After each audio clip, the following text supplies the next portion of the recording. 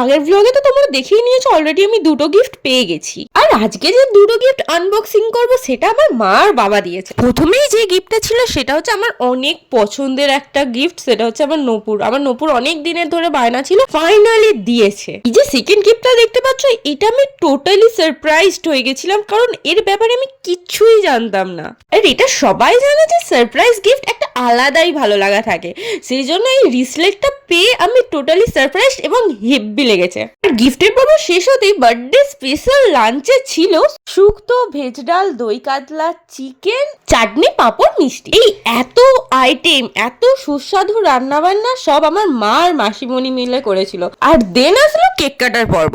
Birthday blog ছিল এই পর্যন্তই। ভালো লাগলে অবশ্যই like, comment, share and subscribe করে দিও। টাটা।